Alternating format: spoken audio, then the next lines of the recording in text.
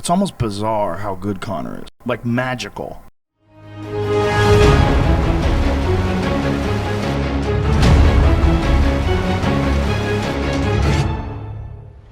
Alright, a new video, a new format. I am the creator of Mixed Martial Arts and this is the top 5 most magical moments of Conor McGregor.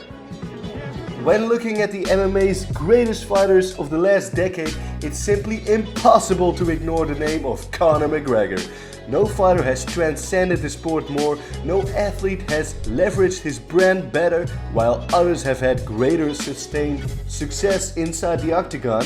McGregor's incredible career over the last 10 years has redefined the sport and taking it to new heights of exposure and popularity that no other fighter can match. McGregor has attracted headlines both good and bad, and his career certainly hasn't been without controversy. But there can be little doubt that his impact on the sport has played a pivotal role in the success the UFC is enjoying today. And the impact combined with his memorable performances, his larger-than-life character, and the sheer level of excitement that surrounds the UFC every time he fights. So without further ado, this is the top 5 most magical moments of Conor McGregor. Number 5. During McGregor's rise in the UFC, he often made public insults towards Floyd Mayweather Jr. and pushed for a boxing match with him. After becoming the champ, McGregor set his sights beyond MMA and put his UFC career on the back burner as he chased a mega fight boxing with Floyd Mayweather. On the 30th of November in 2016, McGregor obtained a professional boxing license from the California State Athletic Commission. Despite the idea being widely dismissed and ridiculed in both MMA and boxing circles. At the beginning of May in 2017, Mayweather publicly announced he would come out of retirement for a boxing match with McGregor and urged McGregor and the UFC to come to an agreement for the proposed fight. Dana White said that he would never deprive McGregor from making a massive payday, and later on in May, McGregor reportedly agreed to terms with the UFC and Mayweather Jr. for a bout. So his first fight as a professional boxer was immediately against one of, if not the greatest boxer of all time. 49 wins and 0 losses, an incredible record. But Conor sold on half of the planet that he was able to defeat the living legend during the incredible build-up, which was straight up magical. While McGregor eventually lost via 10th round TKO, he impressed many with his performance against the then 50-0 all-time great. And although he didn't win in the ring, McGregor certainly won at the box office, as he took home a sum believed to be in excess of $85 million for his night's work. During the build-up of this fight and their promotional tour they went on, the trash talk was intense to see. Yet after the fight, they were both respectful after each other and Conor McGregor was complimenting his opponent. I'll tell you what, you're one composed individual. You didn't get rattled. You tucked in when you needed to tuck in. I thought you switched up your game plan 3 times. You came out looking to box. I thought you were being outboxed early on. You looked to play against the ropes like you looked to play. You were getting picked off there. And then you came in hands up towards your forehead, dipped in forehead on the chest and started to fight that kind of fight. I didn't anticipate that. Three game changes in the fight. That's what a true champion does. Much respect. You came with it. You know what I mean? I gotta give respect to that. Hell of a competitor. Switched it up, kept the pressure. You got to give your hat off to Floyd. A hell of a career. Congratulations. It was a good fight. It was a bit of fun, right? It was a bit of fun. Number 4. McGregor and Diaz previously met at UFC 196. McGregor was expected to challenge then UFC lightweight champion Rafael dos Anjos, but dos Anjos pulled out due to a broken foot only 11 days before the event. Diaz eventually replaced him and the bout was shifted to welterweight division, 2 divisions above McGregor's previous featherweight division he competed in. Diaz won the fight via rear naked choke in the second round, but rather than sink from his first defeat, McGregor showed up at the post-fight press conference owned his loss and vowed to return. He then rematched Diaz 5 months later at UFC 202. At the pre-fight press conference, McGregor showed up late, yet once he arrived, Nate started provoking him and his team started throwing water bottles. McGregor retaliated and threw some cans back at him. Dana White stopped the press conference, and later on the Irishman got punished for his involvement in the incident for $25,000 and 25 hours of community service. At the UFC Embedded series, the emotions of McGregor were visibly shown. It seemed he had lost control of his emotions, which could cost him massive in this fight.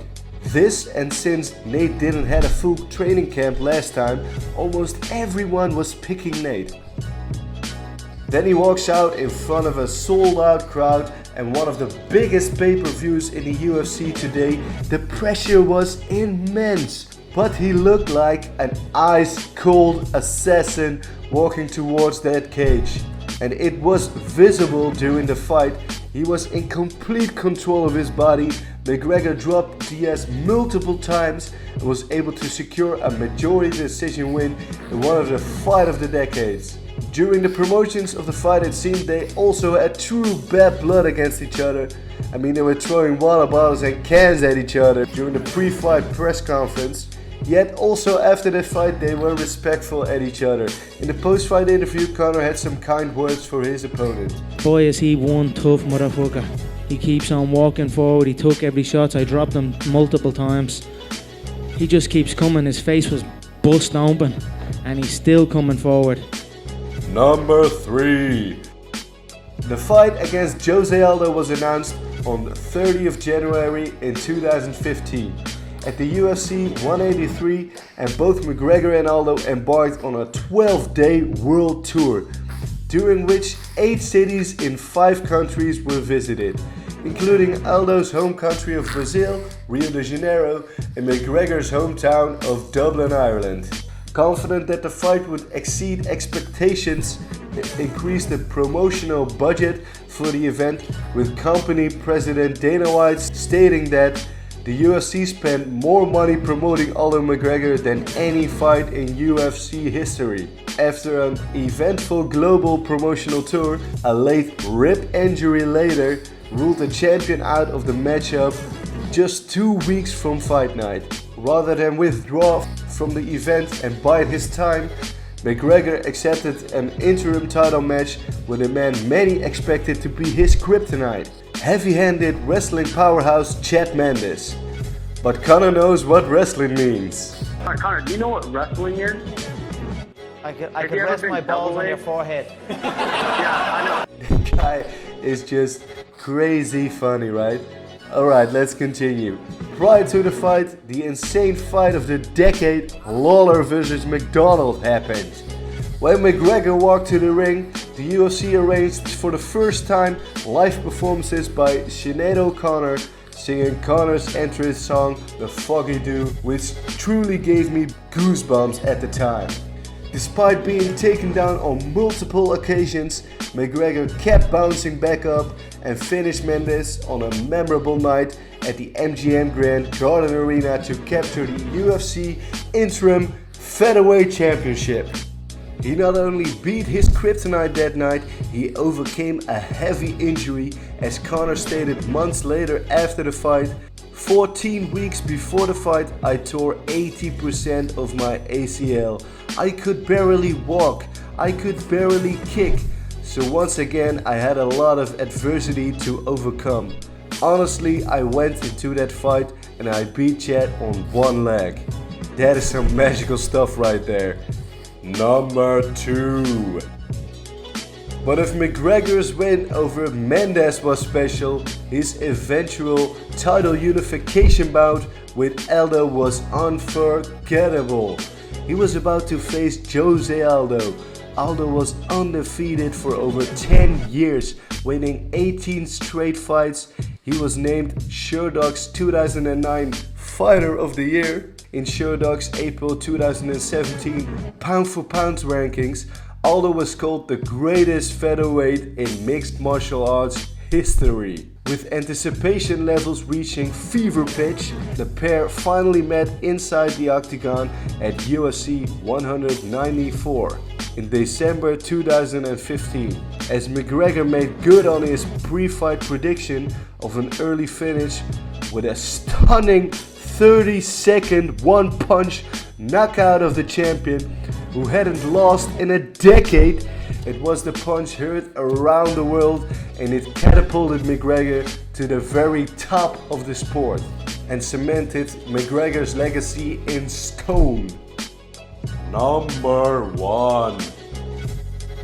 Following his back-to-back classics with Diaz, McGregor then set his sights on UFC history as he headlined UFC 205, the promotion's first event in New York City at iconic Madison Square Garden.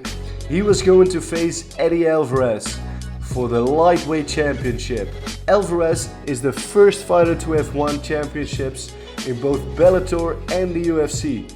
He holds notable wins over former world champions Pat Curran, Michael Chandler, Shinya Aoki, Gilbert Melendez, Justin Gaethje, Anthony Pettis and Rafael dos Anjos.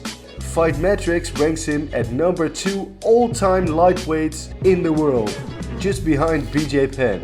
But the Irishman lit up the famous arena with arguably the most complete performance of his career as he dropped lightweight champ Eddie Alvarez 5 times en route to a second round TKO victory to win the UFC lightweight championship and become the first UFC fighter to hold titles in 2 different weight classes simultaneously. The first champ. Side note, Conor actually trademarked the term champ.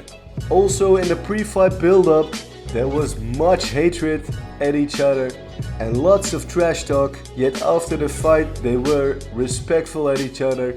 Here is McGregor complimenting his opponent after the fight.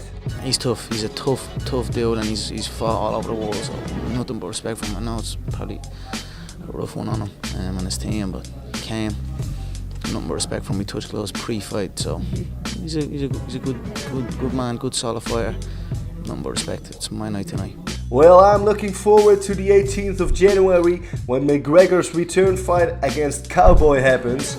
Though Cowboy is the all-time leader in wins and the all-time leader in finishes, I don't think it's the right matchup. Cowboy is no tune-up for sure, though he had lost his last 2 fights decisively. I really thought the matchup against Justin Gaethje would have been perfect and could have put him straight back at the top in the lightweight division. Though this fight is of course in the welterweight division, and if he would win, it puts him in a nice position with a lot of options, and we all know he loves options. Of course it depends on if he wins or loses, but what do you guys think he should do next? Fight again at the welterweight division against the likes of Masvidal, or fight in a lightweight division straight up for the belt, or first against Justin Gaethje? Well, I hope you guys enjoyed the video. If you do, hit that like button, it helps me out a lot. I'm just a fan of MMA who likes to share his passion. Also like MMA? Then subscribe for more coming content. Oh, and what top 5 video would you like to see next? Comment below and let me know. See us later. Chalas!